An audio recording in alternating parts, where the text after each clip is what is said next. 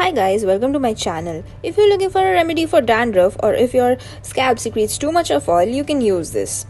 Take 1 tablespoon of orange juice. I had leftover, so I used it. You can also take 1 table of lemon juice. Take yogurt according to your volume of hair. That should be enough to cover your scalp and mask your hair nicely. It is important that you keep this type of consistency, that is runny but not too runny. This will help it work better. Just in case if you have dry hair and oily scalp, put 1 to 2 tablespoons of mustard oil. It is good for hair growth. Or you can also use olive oil too. Comb your hair and section it. Start applying from the middle and apply all over the scalp. Note, it is very important that you massage the scalp nicely after applying this mask.